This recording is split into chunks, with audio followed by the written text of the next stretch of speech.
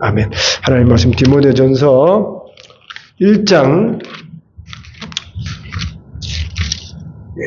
1절부터 2절 말씀입니다. 337페이지 디모데전서 1장 1절과 2절. 오늘 찾으셨으면 2절밖에 안 되니까 같이 한 목소리로 합독하십시다. 시작.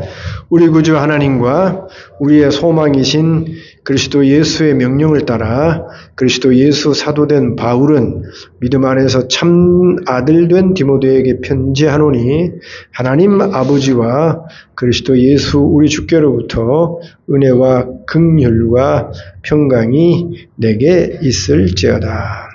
아멘.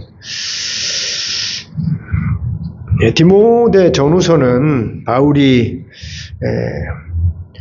신앙 안에서 아들이라고 표현하는 디모데에게 개인적으로 보내는 편지이죠. 특별히 디모데가 바울을 이어서 특별히 에베소 교회에 그리고 다른 그런 교회에 목회를 하는 그런 목회자이기에 개인적으로 그 목회를 하는 디모데에게 어떻게 교회를 목양하고 성도들을 가르치고 또 교회를 세워야 하는지 그 목회의 방법을 말씀드린 대로 가르치고 전하는 그런 의미에서 개인적인 편지이지만 우리는 신학적으로 이 디모데 전후서를 목회서신이라 그렇게 말하지요.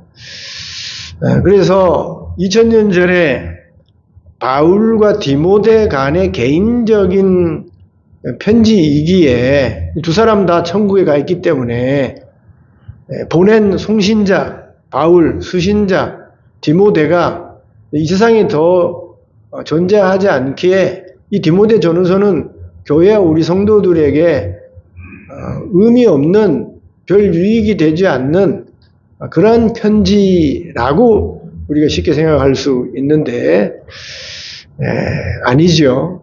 두 사람 간의 개인적인 편지이고 또 목회를 어떻게 해야 되는지 가르치는 그런 편지이지만 교회와 성도들에게 유익이 될 만한 많은 교훈들이 담겨져 있는 그러한 편지인 것입니다. 성도들이요, 교회가 목회자의 삶이 무엇인지, 목회자가 어떻게 세워지고 그 세워진 목회자가 어떻게 하나님께 순종하면서 복음을 전하고 성도들을 섬기고 교회를 세워가는지 목회자에 대해서 알아야 됩니다. 그리고 목회자는 아니더라도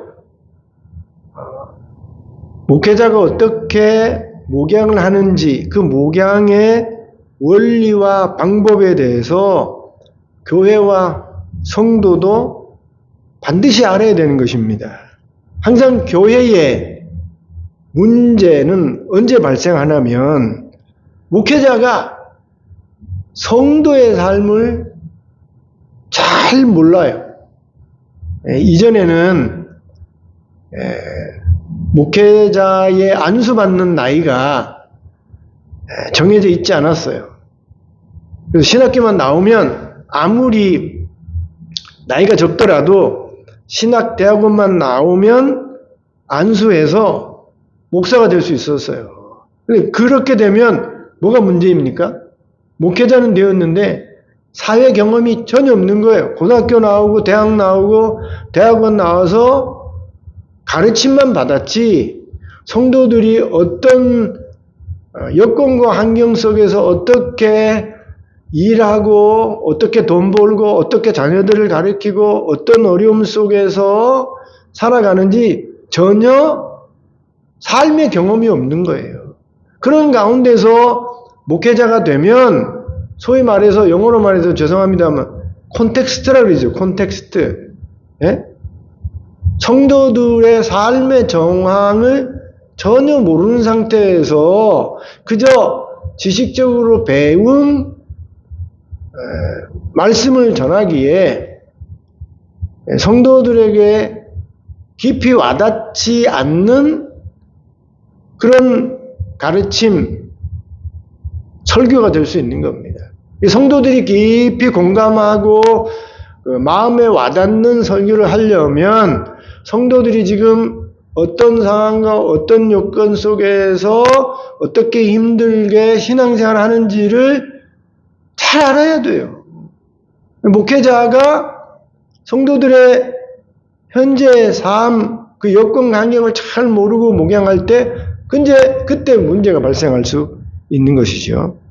또 언제 교회 문제가 발생할 수 있냐면 성도와 교회가 목회자의 삶을 잘 몰라요. 목회자가 어떤 여건과 환경 속에 어떤 마음으로 어떻게 헌신해서 교회와 성도를 섬기고 가르치고 지도하는지를 전혀 몰라. 자기 먹고 사는 일만 관심을 두지 목회자가 어떻게 지금 교회를 세워가고 있고 성도들을 섬기고 가르치고 어떤 희생을 하는지 어떤 마음과 어떤 자세로 지금 목양을 하는지 교회와 성도들이 전혀 관심을 두지 않아요. 그러면 문제가 발생하는 겁니다. 이전에 우리 양수혁 집사님 동생이 지금은 여기 통영에 와서 목회를 합니다만 그분이 우리 다 알지 않습니까? 이전에 있던 교회에 목양을 할 때에 성도들이 목사님의 목양에 대해서 교회에 대해서 전혀 관심을 두지 않는 거예요. 관심을 두지 않는다는 말은 모른다는 거지요. 그래서 목사님이 다 한대요. 청소 다 하고 뭐 이것저것 다 하고 뭐 아이들 가르치고 뭐 운행하고 뭐 돌보고 하는 거 모르는 거예요. 모르니 관심을 두지 않는 거죠. 어떻게 돌아가는지 잘 모르는 거죠. 그러니 목양하는 목사님이 얼마나 힘들겠습니까? 항상 문제는 교회뿐만이 아니라 가정에서도 마찬가지예요. 항상 모든 문제는 서로 상대방을 이해하고 배려하고 상대가 방을 깊이 알 때에 그때에 문제를 해결할 수 있는 지혜로운 방법, 지혜로운 그런 일들이 일어날 수 있는 것이지요. 서로에 대해서 깊이 알지 못하면 오해하게 되는 겁니다. 무관심하게 되는 거예요. 그래서 문제가 발생하는 겁니다. 지금 남편이 그냥 스트레스 일 때문에 회사의 스트레스 때문에 막 일 때문에 너무너무 힘들어요. 그런데 아내가 우리 남편이 지금 회사에서 저렇게 힘들고 어렵게 일하고 돈 벌고 있구나. 이걸 깊이 알아줘야 되죠. 그런데 남편이 어떻게 힘들게 어렵게 지금 일하고 돈 버는지 그런 생각은 전혀 하지 않고 알지 못하고 그저 자기 집안 생각만 해요. 어떻게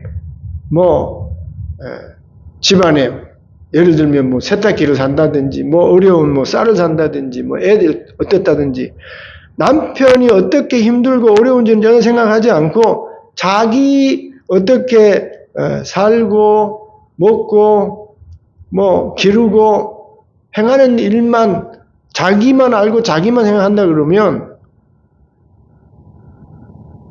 그럼 문제가 발생하지 않겠어요? 남편이 힘든 걸 알면 힘내세요. 또 지금은 힘들어도 언젠간 또 좋은 여건과 환경이 오지 않겠습니까? 하고 힘들게 일하고 온 남편을 위로하고 격려하고 힘이 되어주고 그야말로 돕는 자가 되어줄 수 있는데 남편이 힘들게 왔는데 남편은 전혀 알아주지 아니하고 자기 입장만 가지고 뭐 쌀이 없는데 뭐 집에 뭐 세탁기가 고장 났는데 애들이 어땠는데 하고 그러면 그렇지 않아도 지금 회사에서 힘들고 어렵게 일해서 스트레스 꽉 차서 집에 와서 좀 쉬고 또 위로받으려고 하는데 그런 말을 들으면 남편이 어디 갈 데가 없는 거예요. 그러면 뭐 한마디가 짜증이 나게 되는 거예요. 그래서 충돌하게 되는 겁니다. 가정이나 교회나 어디나 할 수만 있으면 오해와 그 어떤 불화와 문제를 적게 하려면 잘 알아야 되는 거예요. 그래서 목회자는 성도에 대해서 잘 알아야 되고 또 성도는 목회자의 삶과 목회자가 어떻게 목양을 하는지 그 목양의 철학 또 목사님이 어떤 의도를 가지고 가르치고 교회를 세워가는지를 잘 알아야 되는 겁니다. 교회 당회라고 있잖아요. 목사님과 장로님들이 함께 모여서 교회의 일들을 같이 의논하는데 그때 또 많은 문제가 발생하게 됩니다. 목사님의 목회 철학이 있어요. 계획이 있단 말이에요. 올해는 이렇게 하고 우리 교회가 몇 년 안에 이렇게 나아가고 세워져 가야 되겠다라는 그 목사님만의 비전이 있고 계획이 있는 거예요. 그런 비전과 또 그런 계획이 기도 가운데 말씀 가운데 성경적이고 오는 것이라고 한다면 장로님들이 그런 목사님의 목회 계획과 철학 이런 것들을 잘 이해해서 그대로 목회가 이루어지도록 교회가 나아가도록 장로님들이 도와줘야 되지. 힘이 돼줘야 되지. 그런데 장로님들이 전혀 교회가 어떻게 앞으로 계획돼서 나아갈지에 대해서 목사님이 어떤 식으로 목양할지에 대해서 전혀 이해를 하지 못하고 공감하지 못한다고 한다면 당회 때마다 소위 말해서 브레이크를 도는 거죠. 목사님은 이렇게 재정을 투입하고 이렇게 교회가 나가도록 계획을 당회에 내놓으면 장로님은 알지 못하니까 목사님이 어떤 뜻으로 지금 가르치고 계획하고 이끌어가는지를 모르니까 일단 걱정되고 일단 갑자기 자기가 생각하지 못했던 목사님이 뭐 비전이나 계획이나 무슨 재정 지출을 요구한다 그러면 당장 자기 입장에서만 생각하고 생각해보지 않았기에 일단은 브레이크를 걸고 보는 거예요. 목사님 그러면 항상 문제가 생기는 겁니다. 그래서 여러 예를 통해서 거듭 말씀드립니다만 교회가 성도들이 목회자에 대해서 잘 알아야 돼요. 목회자의 삶, 우리 목사님 이런 분이구나. 할 수 있는 대로 목사님 삶과 그 비전과 그 계획을 그 신앙을 어떤 신앙을 이끌어 가고자 하는지 그걸 성도들이 잘 알아야 되는 거예요. 마찬가지로 목회자도 옛날에는요 신방을 왜 합니까? 봄 신방, 가을 신방. 신방을 하는 이유가 있어요. 성도들의 그 콘텍스트, 좀 어려운 말로 찌찜내변이라고 그러는데 가서 성도들하고 신방에서 집사님 선생님 일은 어떡합니까? 뭐 요즘 부부간에는 어떻습니까? 자녀의 길은 어떻습니까? 다 물어보는 거예요. 목사님 지금 우리 지금 가정이 이렇습니다. 이런 계획이 있습니다. 아이들은 이렇습니다. 그렇군요. 기도해 주십시오. 그렇게 해서 목회자가 신방을 해서 성도들의 찌찜내변 콘텍스트를 이해를 하고 그래서 기도하고 또 그런 방향으로 또 목회를 또 맞춰갈 수도 있는 거예요. 이게 안 되니까 문제가 생기는 거지요.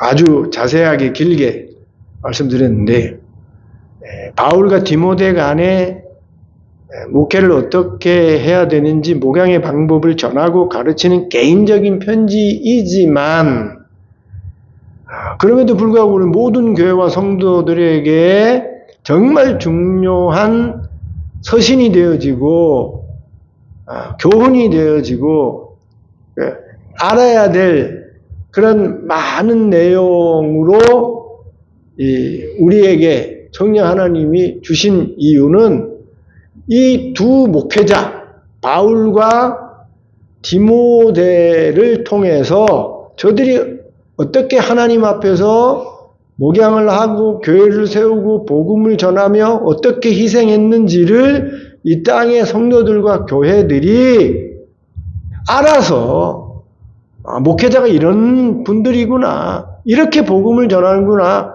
이렇게 희생을 하는구나 라는 사실을 교회와 성도들이 알아서 목회에 잘 협력하고 돕는 그런 시야, 이해를 갖게 하는데 중요한 서신서가 되는 것입니다.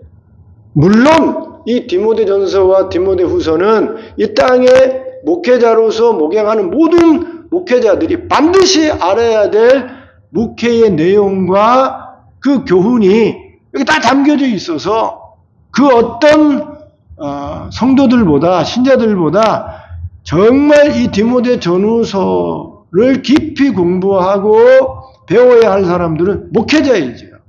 디모데 전후서에 1차적으로 중요한 그런 교훈이 되는 것은 목회자고, 그 다음에 길게 설명드렸듯이 목회자가 어떤 사람인지, 목양에 어떤 원리로 지금 모든 교회가 세워지고 가르치고 지도하는지 성도들과 교회로 하여금 이해시키기 위해서, 알게 하기 위해서 이 디모데 전후서는 너무나도 중요한 서신서다라고 말씀을 드립니다. 굉장히 중요한 편지예요. 그래서 이 디모데 전후서는 수요일마다 이제 강의를 하게 될 텐데, 이 디모데 전후서를 통해서 저는 목회자로서 다시 한번 어떤 목양의 원리와 목회자의 자세로, 태도로 목양을 해야 되는지 제가 전하면서 다시 한번 제 자신을 돌아보고, 우리 성도들은 내 생활만, 내 믿음만 생각하는 것이 아니라 교회가 이렇게 목양돼 가는구나, 이렇게 세워지는구나, 목회자들은 이런 삶의 원리와 이런 자세와 헌신으로 교회를 섬기고 있구나라는 사실을 깊이 이해해서 서로에게 크게 유익이 되어지는 그런 은혜의 시간, 또 우리 수요 예배 시간이 되기를 바랍니다. 그리고 이 인사에는 1, 2절밖에 되어져 있지 않습니다만 아주 굉장히 중요한 그 4가지 교훈이 담겨져 있습니다. 제가 이 디모데 전후서가 어떤 중요한 의미를 가지고 있는지 그것을 강조하다 보니까 시간이 많이 흘렀습니다만, 너무나도 중요하게 뭐든지 시작이 반이라고 하지 않습니까? 어떤 의미에서 디모데 전후서가 중요한지를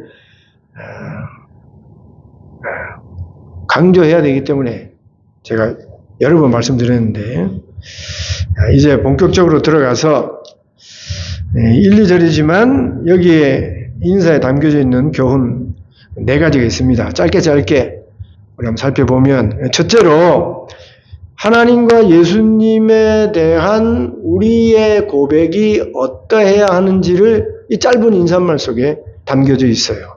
여기 1절에 우리 구주 하나님과 우리의 소망이신 그리스도 예수, 이렇게 돼 있어요. 또 2절에 보면 하나님 아버지와 그리스도 예수 우리 주께로부터, 이 하나님과 예수님에 대한 그 표현 속에 우리가 하나님과 예수님에 대해서 어떻게 고백해야 하는지를 바울이 분명히 하고 있다는 것입니다. 하나님은 구주예요, 구주. 우리의 구주이신 것입니다. 보통 구주라 그러면 예수님을 구주라고 생각하잖아요. 우리를 구원하기 위해서 성육신 하시고 십자가에 피 흘려 달려 돌아가셔서 우리를 속죄하여 우리를 구원한 구주 예수 그리스도. 우리 성탄절 때도 찬양할 때 우리 구주 나신 날 목자 영광 볼 때 구주라고 하잖아요. 보통 구주라 그러면 예수님만 구주라고 생각하는 경우가 많아요. 그런데 더 크게 봐야 되는 겁니다. 항상 우리의 시야를 나무만 보는 게 아니라 숲을 봐야 돼요. 여러분, 진정한 우리의 구원자는 하나님이에요, 하나님. 창세전부터 우리를 구원하기 위해서 하나님이 어떻게 구원할지를 창세전부터 다 계획하시잖아요. 예정하시지 않습니까? 택하지 않아요. 당신이 보내실 그리스도 예수를 통해서 우리의 모든 죄를 속하시고 죄로부터 우리를 구원하실 모든 계획뿐만이 아니라 그 모든 일을 이 시간에 따라서 착착착 구원을 이루어서 완성시키는 분이 하나님이신 것입니다. 하나님이 우리의 구주예요. 예수님만 우리의 구주가 아니라 하나님이 우리의 구주이신 것입니다. 하나님이 우리를 구원하려고 택하지 않았다고 한다면, 예정하지 아니했다고 한다면 하나님이 구체적으로 예수님을 통해서 성령 하나님을 통해서 우리를 구원하려는 일, 역사를 이루지 아니했다고 한다면 어떻게 우리가 구원을 받겠습니까?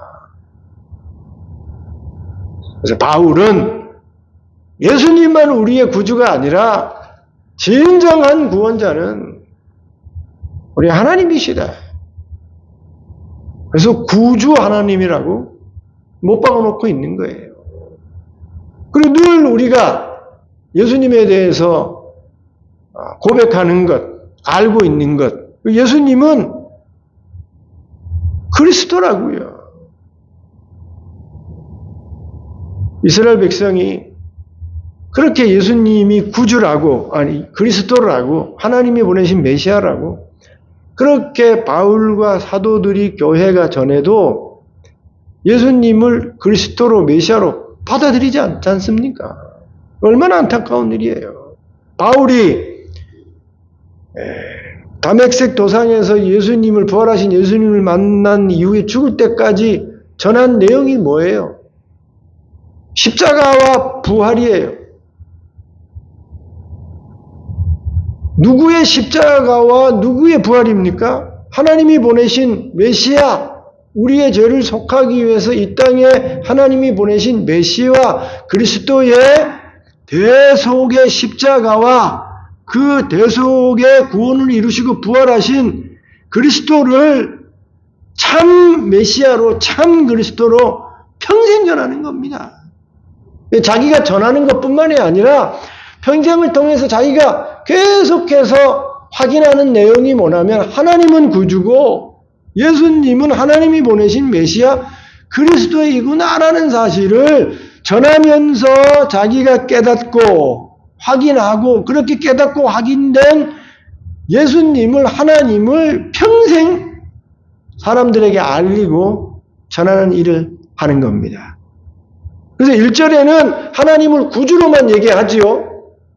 그런데 2절에 보면 하나님 아버지라고 또 하나님의 정체성에 대해서 더 분명히 얘기하고 있는 겁니다.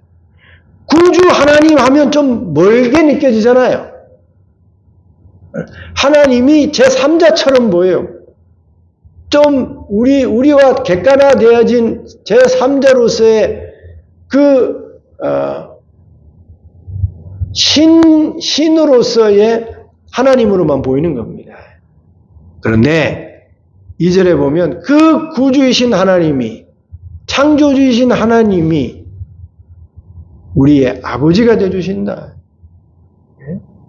제3자가 아니라, 물론 아버지도 3자이지만 멀리 떨어진 그런 삼자가 아니라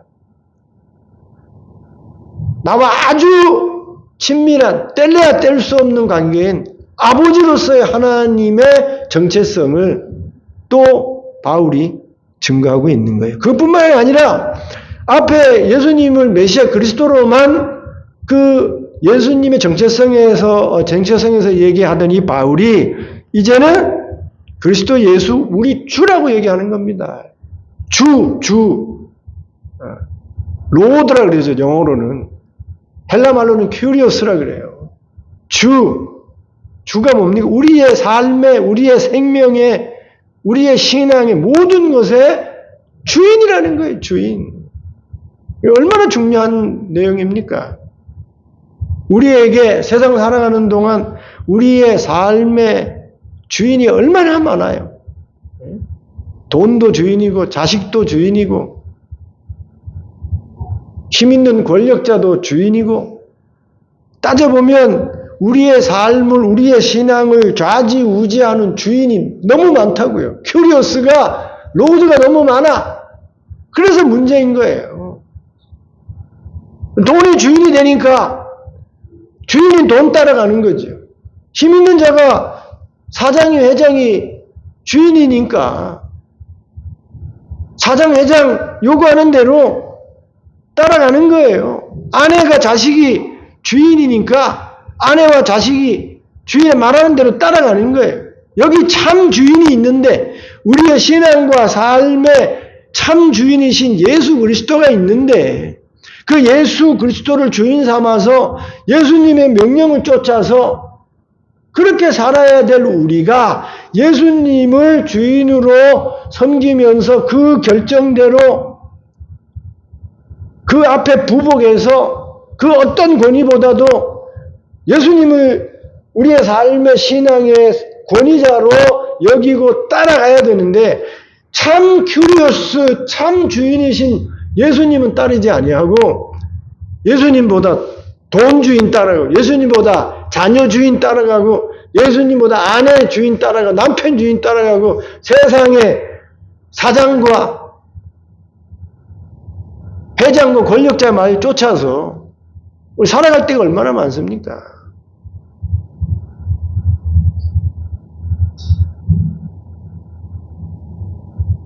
회장이 내 뭐 생사 여탈권까지는 아닙니다만 삶에 큰 영향을 미치니까 말이에요.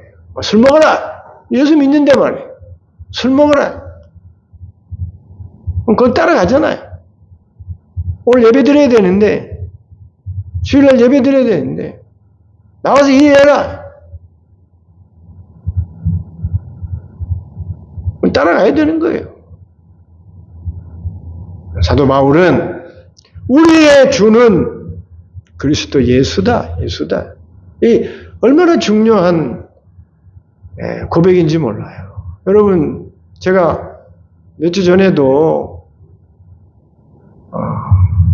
왜 예배 때 신앙 고백을 해야 되는지 교회가 지지난주에 교회에 대해서 말씀드리지 않았습니까? 교회는 신앙 고백 위에 세워지는 겁니다. 신앙 고백이 분명히 해야 되는 거예요.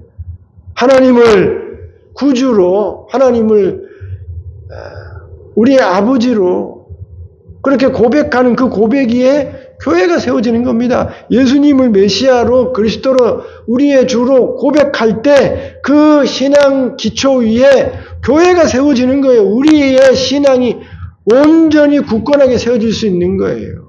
신앙 고백이 흐려지면 신앙 고백이 없으면 우리의 신앙을 세우려고 해도 교회를 세우려고 해도 교회가 제대로 세워질 수 없는 겁니다. 여러분 우리가 웨스트민스터 신앙 고백 이런 말을 많이 하잖아요. 루터교회에서는요 그 하이델베르그 고백이라 그래요. 그런 고백이 다 있는 겁니다. 카테키즘이라 그러잖아요. 그런 고백이 다 교회마다 있는 거예요. 그게 없으면 제대로 된 신앙이나 제대로 된 교회가 세워질 수 없는 겁니다. 고백이 너무나 중요한 거예요. 우리의 신앙이 날이 가면 갈수록 우리의 하나님에 대한, 예수님에 대한 우리의 고백이 더 진실하고 더 옳고 바르고 정직하고 더 확실하게 되어지는 신앙으로 나아가야 되는 겁니다. 죽을 때에 그때 숨이 꼴깍꼴깍 넘어가는데 그때 하나님이 내 아버지로 고백이 안 돼요. 예수님이 나의 주, 나의 하나님으로 고백이 안 돼. 그럼 얼마나 불안하겠습니까? 꼭 고백을 해야 뭐 구원받고 천국 가 그런 건 아닙니다만, 뭐 고백이 흐려도요, 믿는 사람 무조건 가요. 그렇지만 우리의 삶에 예수님이 나의 주고 나의 그리스도고 하나님이 나의 아버지고 나의 구주라는 고백이 더 분명하고 확실하고 그 분명한 신앙 고백 위에 우리가 신앙생활을 할 때에 얼마나 힘있는 그런 신앙생활을 할 수 있겠습니까? 바울은 그런 고백을 늘 스스로에게 하고 그 어떤 사람에게도 그런 고백을 하면서 가르치고 있는 거예요.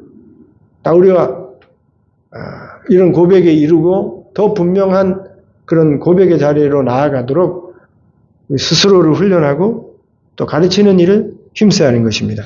두 번째로는 나는 사도라는 겁니다. 여기 우리의 소망이신 그리스도 예수의 명령을 따라 그리스도 예수의 사도된 바울은 바울의 사도성에 대해서 얼마나 공격을 많이 합니까? 특별히 고린도 교회 같은 경우는 바울의 사도성에 대해서 엄청나게 의심을 했어요. 여러분, 사도성에 대해서 의심을 하게 되면 어떤 문제가 벌어집니까? 권위를 잃게 돼요. 권위. 아까도 말씀드렸습니다만 교회가 목회자에서 잘 알아야 되는데 그 중에 하나가 하나님이 교회에 사자로 보내서 성도들을 가르치고 지도하고 인도하는 그런 하나님의 종으로 목회자를 그 교회에 보냈다는 거예요. 그걸 교회가 알고 성도들이 인정해서 사자로서 하나님이 보내신 사자 종으로서의 권위를 인정해 줄 때 목회가 제대로 될 수 있는 거예요. 교회가 제대로 세워질 수 있는 겁니다. 근데 교인들이 목회자의 권위를 인정하지 않아요. 에이, 우리 목사님 뭐 배운 것도 별로 없고, 에이, 목사님 뭐 말주변도 없고, 우리 목사님 뭐 우리보다도 뭐 못한 게 많은데 뭐 그럴 수 있죠. 더 못 배울 수도 있고 말을 더 못할 수도 있고 부족한 게 많을 수 있어요. 그럼에도 불구하고 하나님이 그 교회를 목양하는 사자로 종으로 보낸 것입니다. 그 권위를 인정할 수 있어야 되는 거예요. 갈라디아서를 보면 갈라디아 교회가 대단한 거예요. 바울이 우리가 전설에 의하면 대머리 아닙니까? 그렇다 그래요. 거기다가 말주변이 없잖아요. 글은 잘 쓰는데 설교는 잘 못하는 겁니다. 그 다음에 몸에 많은 병이 있어요. 육신에. 그러니 성도들이 볼 때 설교자로서 목회자로서 맞듣지 않는 그런 부분이 너무 많은 것입니다. 아볼로에 비하면 고린도에 보면요, 나는 뭐 그리스도파, 나는 게바파, 나는 아볼로파, 나는 바울파. 왜 이런 말이 나옵니까? 바울이 권위 있게 느껴지지 않는 거예요. 사도로 잘 안 느껴지는 겁니다. 사도라 그러면 예수님 생전에 12명만 사도지 그 이후에 바울이 나도 사도다 이렇게 말을 하니까 사도로서의 권위를 잘 인정해 주지 않는 거예요.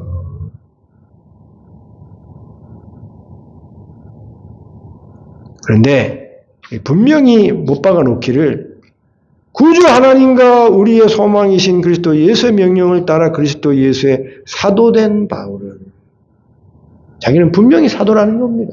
목회자는요, 뭐 누가 뭐라 해도 하나님이 세우신 목회자라는 그런 분명한 자기 인식이 있어야 되고, 자기 인식만 가지는 게 아니라 교회와 성도들도 목회자를요, 목회자로 볼 수 있어야 돼요.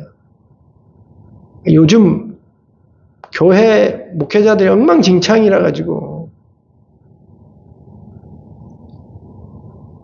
목사들이 목사다운 말과 삶을 살지 않아서 성도들이 요새는 목사를 목사로 보지 않습니다. 옛날에는 목사님 하면 다들 머리를 숙이고 존경하고 성직자로 여기는데 요즘은 뭐 직업인으로 여겨요.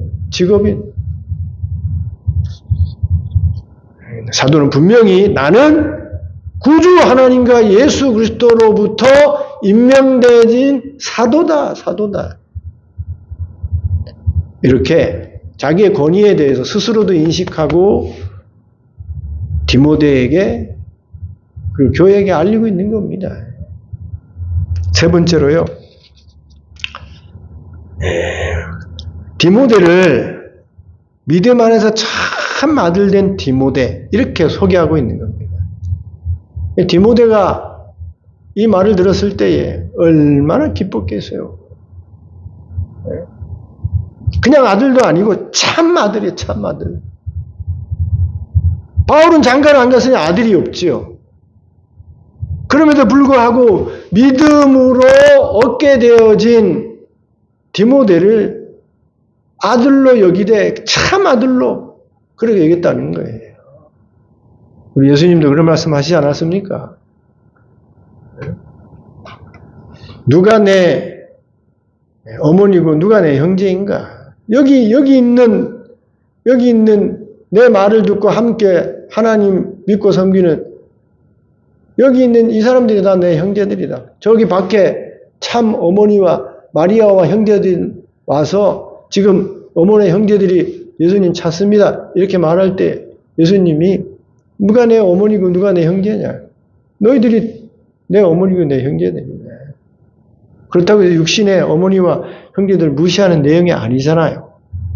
보통 우리 예수님이 가나 혼인잔치 가셔가지고 포도주가 떨어졌습니다. 그러니까 여자여 이것이 나와 무슨 상관이 있습니까? 또는 십자가에 달려서 여자여 아들이니이다. 왜 어머니를 여자로 하는가? 어머니를 그냥 무시하거나 도외시하는 그런 표현같이 우리 여길 때가 많은데 그렇지 않지요.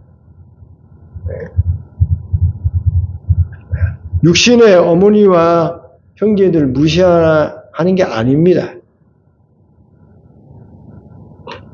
더 가깝고 더 친밀하고 더 영적으로 긴밀한 관계는요. 믿음의 관계예요. 혈육보다 더 가까운 게 믿음의 관계인 것입니다. 근데 우리가 그렇게 살지 못하잖아요. 내 어머니, 내 육신의 자매를 더 귀하게 여기지 믿음 안의 형제 자매를 더 귀하게 여기지 않지 않습니까? 근데 바울은 자기가 낳지도 않고 아무 혈육 관계도 없는 디모데를 믿음 안에서 내 참 아들이라 이런 인식이 있었다고요.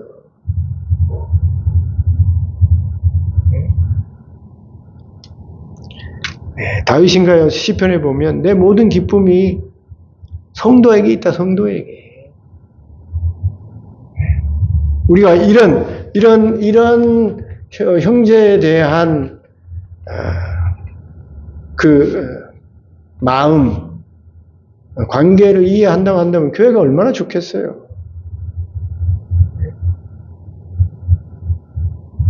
사도 바울이 디모데를 믿음 안에서 참 아들이라고 고백했던 그런 고백, 그런 마음의 자세를 우리가 기억하고 교회 안에 있는 우리 형제 자매들을 어떻게 보면 육신의 형제보다 안 믿는 육신의 형제보다 더 사랑하고 더 가깝게 여기며 참 내 믿음의 형제 자매로 여기고 관계를 맺고 섬기고 사랑해야 하는 것입니다. 마지막으로요, 늘 말씀드립니다만 하나님 아버지와 그리스도 예수 우리 주께로부터 은혜와 긍휼과 평강이 내게 있을지어다. 네. 우리가 헛다리 잡고 신앙생활 할 때가 너무나도 많아요. 헛된 곳에서 은혜와 긍휼과 평강을 찾을 때가 많다고요. 네. 회사에게 은혜를, 회장에게 은혜를, 아내에게 남편에게 긍휼을, 부모와 형제에게 은혜와 긍휼을, 물론 그들이 은혜도 주고 우리를 불쌍히 여기기도 하고 우리에게 평강을 줄 수도 있지요. 그러나 궁극적으로는 인간에게는요, 참다운 은혜와 긍휼과 평강이 오지 않습니다. 오지 않아요. 남편에게 내 인생에 평강이 올 줄 알고 올인했는데 어느 남편이 일찍 죽어버렸어요. 그러면 남편이 살아있는 동안에 나에게 평강을 주는지 모르지만 죽고 난 다음에 남편이 무슨 평강이 올 수 있습니까? 사장에게 은혜를 입어서 승승장구하고 사장을 이어서 이사가 되고 할 줄 알고 열심히 했는데 회사가 파산당하거나 사장이 딴 마음 먹으면요, 하루아침에 쫓겨나는 겁니다. 세상에 은혜와 긍휼과 평강을 구할 때가 참 많은데 고급스럽게 표현하지 못해서 죄송합니다만 헛다리 짚지 말아야 돼요. 진정한 은혜는요, 진정한 긍휼과 나를 정말로 불쌍히 여기고 긍휼히 여겨줄 분은요, 사람이 아니에요.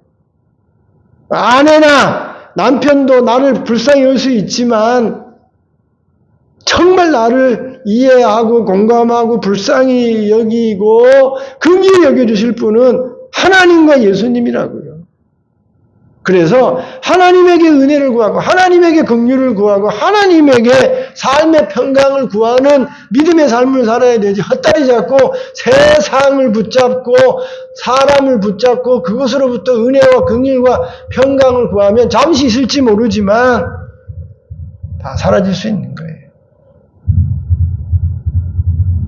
왜 우리가 믿음 생활에 목숨을 걸고 더 기도하고 말씀을 읽고 신앙을 노력해야 되냐면 우리 짧은 그 100년의 삶 동안 우리의 삶 가운데 은혜가 충만하고 긍휼이 충만하고 평강이 넘치는 그런 복된 삶을 살려면 하나님과 아버지이신 하나님과 우리의 주이신 예수님을 붙잡고 긍휼을 구해야 되는 거예요. 은혜를 구해야 되는 겁니다. 평강을 구하는 삶을 살아야 되는 거예요. 그러면 그렇게 예수님 붙잡고 씨름하고 하나님 붙잡고 아버지 붙잡고 씨름한 것 때문에 은혜와 긍휼과 평강이 오는 겁니다. 여러분 야곱 알잖아요. 야곱이 라반 삼촌하고 20년 동안 은혜를 구하고 긍휼을 구하고 평강을 구했지만 거기에 무슨 은혜와 긍휼과 평강이 있습니까? 10번이나 속이고 말이에요. 배신당하고 삼촌과 조카 사이에 뭔 좋은 관계가 있어요. 그런데 야복강에서 하나님에게 밤새도록 은혜를 구하고 긍휼을 구하고 평강을 구했더니 하나님의 한순간에 은혜를 주시니까 그 400명을 이끌고 야곱을 죽이러 오던 그 에서가 끌어안고 울잖아요. 그러니 어떻게 벌어집니까? 출발은 칼 들고 야곱 죽이겠다고 오다가 도대체 어떻게 그 마음이 바뀔 수 있는 거예요? 하나님이 은혜를 주니까 확 바뀌지 않습니까? 끌어안고 우는 사람으로 바꿔놓잖아요. 하나님이 불쌍히 여겨주시잖아요. 이 버러지 같은 야곱아, 그런 표현이 있지 않습니까? 그 버러지 같은 야곱에게 하나님이 불쌍히 여기고 긍휼히 여겨주시니 평강이 오잖아요. 그러니 다른 곳에 헛다리 잡지 말고 하나님과 예수님에게 매달려 은혜와 긍휼과 평강을 구하는 삶을 살아야 되는 겁니다. 말씀을 맺겠습니다. 디모데 전후서는요, 우리 성도와 교회에게 너무나 중요한 말씀입니다. 성도들이 자기들만, 성도들의 삶, 교회의 삶만 알아서는 안 돼요. 목회자가 교회를 세우기 위해서 목회자로서 어떤 마음과 어떻게 기도하고 어떻게 희생하고 어떤 목양의 방법으로 애쓰고 수고하는지를 교회와 성도들도 알아야 돼요. 알아야 돼. 그리고 그런 목회자의 수고와 헌신과 섬김 가운데 섬겨줘야 하는 겁니다. 도와줘야 되는 거예요. 목회자도 반대로 성도들을 자꾸 이해하고 기도해주고 도와주는 그런 일을 같이 해야 되는 겁니다. 그런 서로의 이해를 잘 알 수 있게 해주는 서신서가 디모데 전후서예요. 그래서 목회자에게도 중요하고 교회와 성도들에게도 너무나도 중요한 것입니다. 네, 이 서신서 시작, 이 인사말에 우리가 정말 교훈으로 받아들여야 될 중요한 4가지 교훈이 담겨져 있지 않습니까? 하나님과 예수님에 대한 분명한 우리의 인식과 고백이 있어야 한다는 거예요. 우리의 구주 하나님, 그리스도 예수, 하나님은 우리의 아버지고 예수님은 우리의 주다. 이런 고백이 날마다 더 구체적이고 더 확실해져야 한다는 것입니다. 그것뿐만이 아니라 목양하는 목회자에 대한 권위를 인정해 줘야 되는 거예요. 하나님이 보내신 사도인 겁니다. 하나님이 세우신 사자예요. 하나님이 교회에 파송한 종인 것입니다. 그래서 그 권위를 인정하고 순종할 수 있어야 되는 것이죠. 그리고 교회 안에 우리 모든 형제 자매들이 영적으로 다 육체적인 형제 자매들보다 더 가까운 관계라는 사실을 우리가 기억해야 되는 거예요. 참 아들 된 디모데에게 라고 고백한 믿음 안의 바울의 그 디모데에 대한 표현과 마음의 자세를 기억하고 우리도 교회 안의 형제 자매들에 대한 그런 각별한 사랑과 마음이 있어야 하는 것입니다. 그리고 참된 삶의 은혜와 긍휼과 평강이 어디서 오는가? 하나님과 예수님에게로부터 온다는 겁니다. 예수님하고 하나님하고 싸워야 되지. 그래야 인생 가운데 내 인생 가운데 은혜와 긍휼과 평강이 있지. 다른 거 붙잡고 하다가는 나중에 다 실망하는 것밖에 없어요. 다 인생 살고 난 다음에 아유 자식 붙잡고 살았더니 아내 붙잡고 남편 붙잡고 살았더니 물론 이렇게 말해서 자식도 아내도 남편도 그 함부로 여기라는 말 절대 아닙니다. 얼마든지 사랑해서 아내와 자식 그들을 통해서도 같이 은혜와 긍휼과 평강을 나눌 수 있지만 진정한 은혜와 긍휼과 평강은 하나님과 예수님으로부터 온다는 사실을 우리가 잊지 말아야 한다는 것입니다. 오늘 말씀을 저와 여러분이 기억하고 이 말씀대로 살아서 신앙의 삶에 큰 은혜와 유익이 있기를 주님의 이름으로 축원드립니다. 기도합니다. 하나님 아버지 귀한 말씀 주시니 감사함을 드립니다. 디모데 전후서를 공부하면서 우리 모두가 깨닫고 더 바른 신앙에 나아갈 수 있도록 은총도 입혀 주옵소서. 예수님 이름으로 기도드리옵나이다. 아멘. 우리 찬송가 88장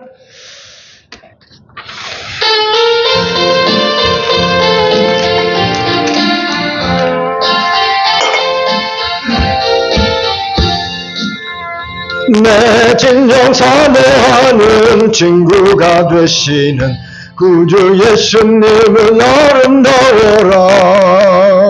산 밑털에 갚아요 빛나는 새벽별 주님 영원할 길 아주 없도다.